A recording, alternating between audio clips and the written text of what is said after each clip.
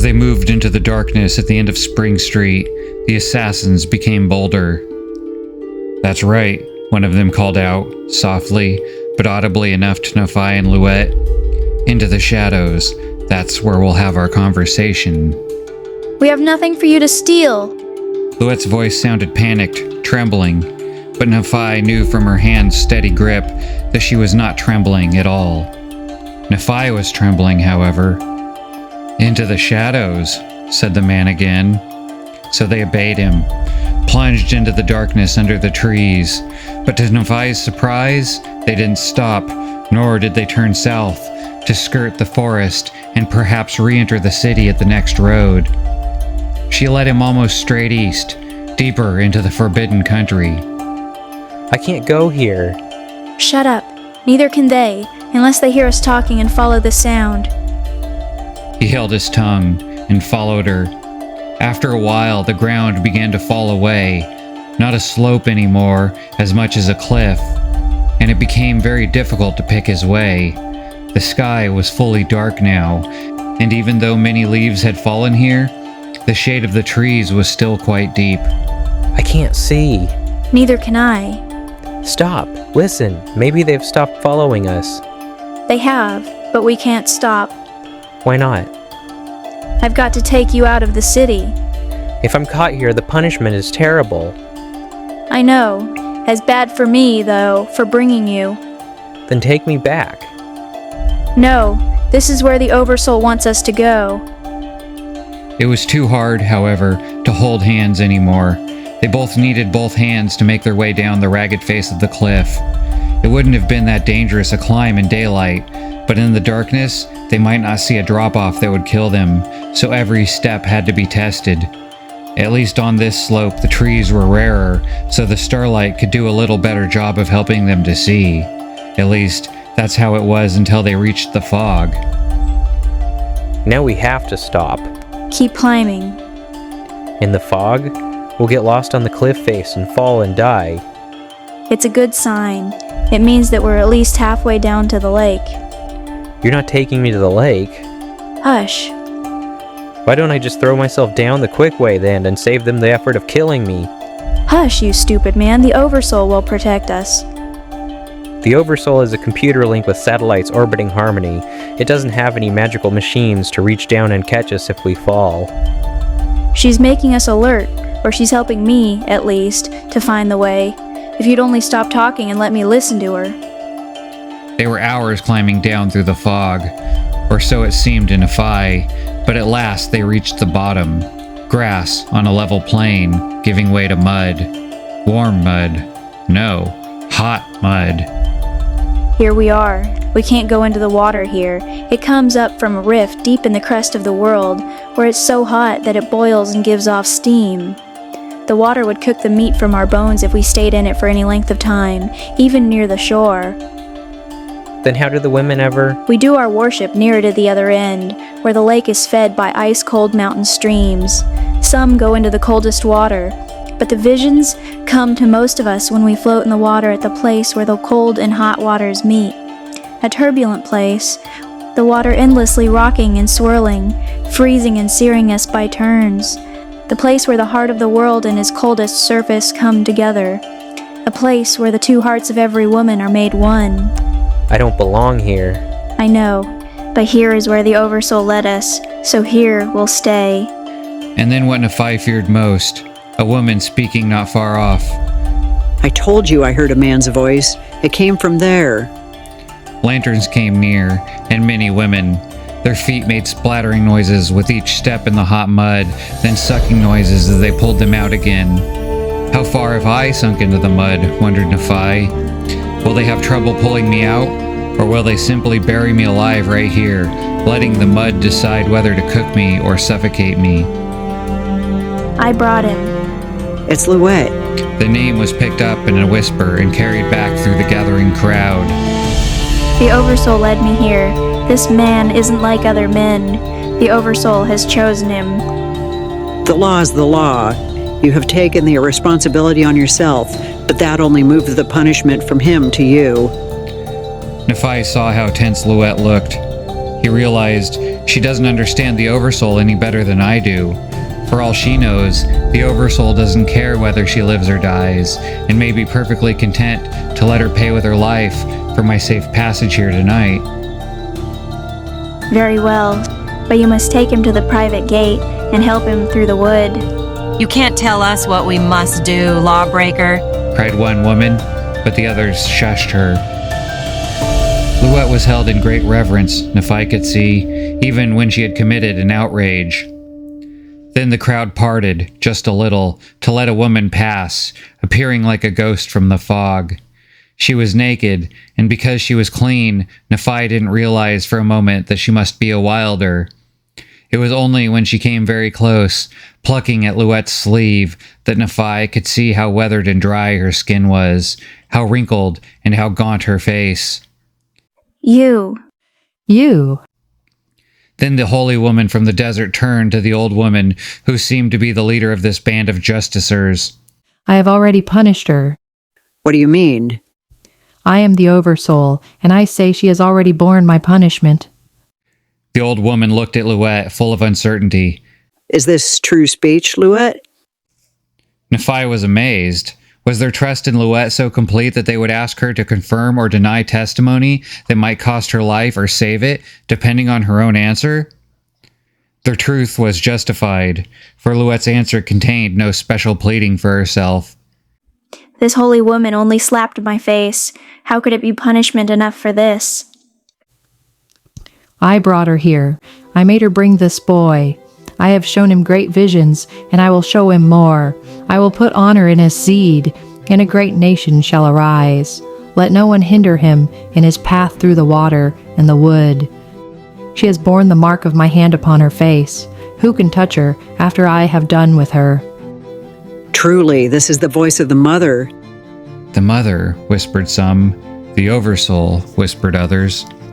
The holy woman turned to face Louette again and reached up to touch one finger to the girl's lips. Louette kissed that finger, gently, and for a moment, Nafai ached for the sweetness of it. Then the wilder's expression changed. It was as if some brighter soul had been inside her face, and now it was gone. She looked distracted, vaguely confused. She looked around, recognizing nothing, and then wandered off into the fog. Was that your mother? No, the mother of my body isn't holy anymore, but in my heart, all such women are my mother. Well spoken. What a fair-spoken child she is. Louette bowed her head. When she lifted her face again, Nafai could see tears on her cheeks. He had no idea what was happening here, or what it meant to Louette. He only knew that for a while his life had been in danger, and then hers, and now the danger had passed. That was enough for him. The wilder had said that no one should hinder him in his path through the water and the wood. After brief discussion, the women decided that this meant he had to traverse the lake from this point to the other end, from the hot to the cold. He had no idea how they discerned that from the holy woman's few words, but then he had often marveled at how many meanings the priest could wrest from the holy writings of the men's religion too. They waited a few minutes until several women called out from the water. Only then did Louette lead him near enough for him to see the lake. Now it was clear where the fog came from. It rose in sheets of steam from the water, or so it appeared to him. Two women in a long, low boat were bringing it to shore, the one rowing, the other at the tiller. The bow of the boat was square and low, but since there were no waves upon the lake, and the rowing was smooth, there seemed no danger of the boat taking water at the bow. They drew closer to shore, until at last they had run aground. Still, there were several meters of water to cross between the boat and the mudflats where Nafai and Louette stood. The mud was painfully hot now, so that Nafai had to move his feet rather often to keep from burning them. What would it be like to walk through the water? Walk steadily. The less you splash, the better, so you mustn't run. You'll see that if you just keep going, you're in the boat soon, and the pain passes quickly. So she had done this before. Very well. If Louette could bear it, so could he. He took a step towards the water. The women gasped. No, in this place, where you're a child and a stranger, you must be led. Me? A child? Compared to you? But then he realized that of course she was right. Whatever their ages might be, this was her place, not his. She was the adult, and he was the infant here. She set the pace, brisk but not hurried. The water burned his feet, but it was shallow, and he didn't splash very much, though he was not as graceful and smooth in his movements as Louette. In moments, they were at the boat, but it seemed like forever, like 1,000 agonizing steps, especially the hesitation as she stepped into the boat. At last, she was in, and her hand drew him in after her, and he walked on feet that stung so deep within the skin that he was afraid to look down at them for fear the flesh had been cooked off of them. But then he did look, and the skin looked normal. Louette used the hem of her skirt to wipe his feet. The oarsman jammed the blade of the oar into the mud under the water and pushed them back, her muscles of her massive arms rippling with the exertion. Nafai faced Louette and clung to her hands as they glided through the water. It was the strangest journey of Nafai's life, though not a long one. The fog made everything seem magic and unreal. Huge rocks loomed out of the water. They slipped silently between them, and then the stones were swallowed up as if they had ceased to be. The water grew hotter, and there were places where it bubbled. They steered around those spots. The boat itself was never hot, but the air around them was so hot and wet that soon they were drenched, their clothing clinging to their bodies. Nafai could see for the first time that Louette did, in fact, have a womanly shape to her. Not much, but enough that he would never again be able to think of her as nothing but a child. Suddenly, he was shy to be sitting there holding her hands, and yet he was more afraid to let go. He needed to be touching her, like a child holding his mother's hand in the darkness. They drifted on. The air cooled. They passed through narrows, with steep cliffs on either hand, seeming to lean closer together the higher they went, until they were lost in the fog. Nafai wondered if perhaps this was a cave, or, if it wasn't, whether the sunlight ever reached the base of this steep rift. Then the cliff walls receded, and the fog thinned just a little. At the same time, the water grew more turbulent. There were waves now, and currents caught the boat and made it want to spin, to yaw from side to side. The oarsman lifted her oars. The steersman took her hand from the tiller. Louette leaned forward and whispered, This is the place where the visions come. I told you, where the hot and the cold meet. Here is where we pass through the water in the flesh. In the flesh apparently meant exactly that. Feeling even more shy to watch Louette undressing than to undress himself, he watched his own hands unfasten his clothing and fold it as Louette did hers and lay the pile in the boat, trying to somehow watch her without seeing her. Nafai couldn't quite grasp how she managed to slip so noiselessly into the water, then lie motionless on her back. He could see that she made no move to swim, so when he, noisily, dropped himself into the water, he also lay still. The water was surprisingly buoyant. There was no danger of sinking. The silence was deep and powerful. Only once did he speak, when he could see that she was drifting away from him. No matter. Hush. He hushed. Now he was alone in the fog. The currents turned him, or perhaps they didn't, for in the fog he couldn't tell east from west, or anything else having to do with location, except for up and down. And even that seemed to matter very little. It was peaceful here, a place where his eyes could see and yet not see, where his ears could hear and yet hear nothing. The current did not let him sleep, however. He could feel the hot and cold wash under him, sometimes very hot, sometimes very cold, so that sometimes he thought, I can't bear this another moment. I'll have to swim or I might die here. And then the current changed again. He saw no vision. The Oversoul said nothing to him. He listened. He even spoke to the Oversoul, begging to know how he might somehow manage to get the index that Father had sent him for. If the Oversoul heard him, it gave no sign. He drifted on the lake forever, or perhaps it was only a few minutes before he heard the soft touch of the oars in the water. A hand touched his hair, his face, his shoulder, then caught at his arm. He remembered how to turn his head, and then he did.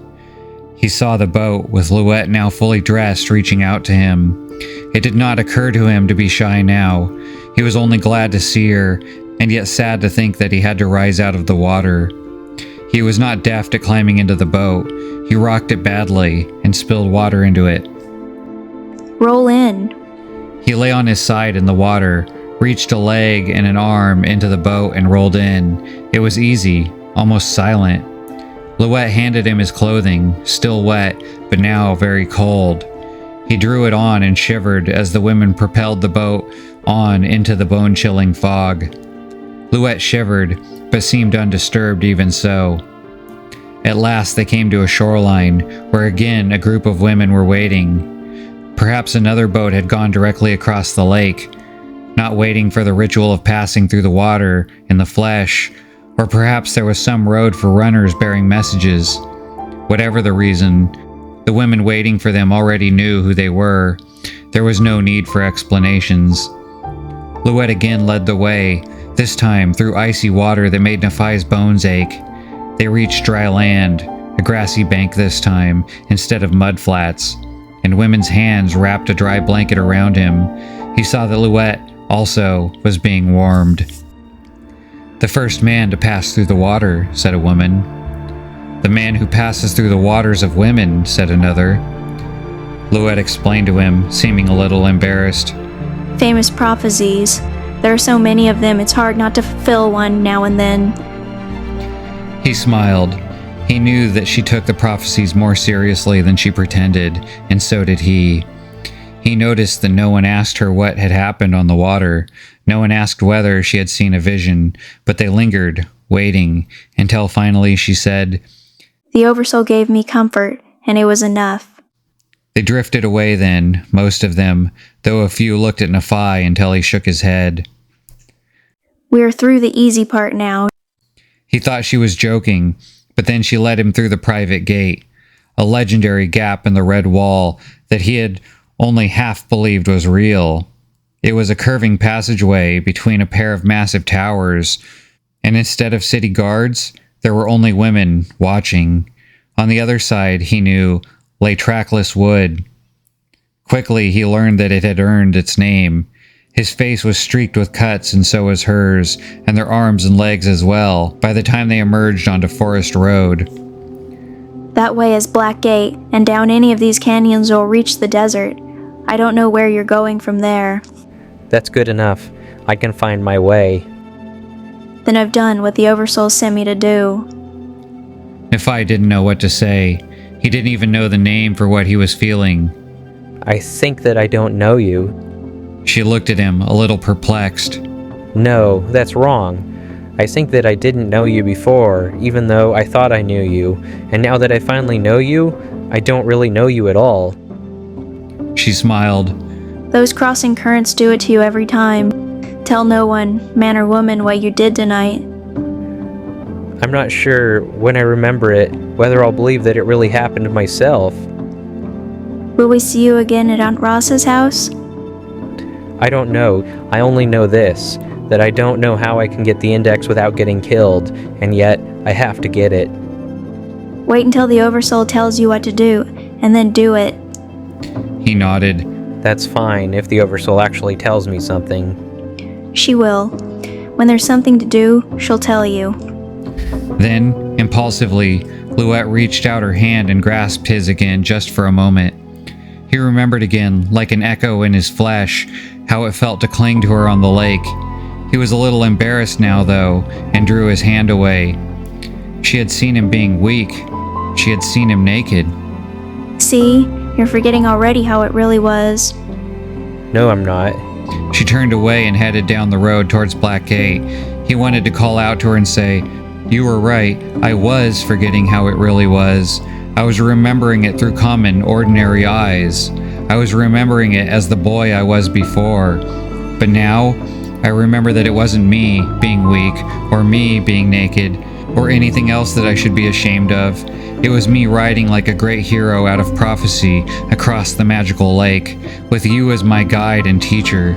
And when we shed our clothing, it wasn't a man and woman naked together. It was rather two gods out of the ancient stories from faraway lands, stripping away their mortal disguises and standing revealed in their glorious immortality, ready to float over the sea of death and emerge unscathed on the other side. But by the time he thought of all the things he wanted to say, she had disappeared around the bend.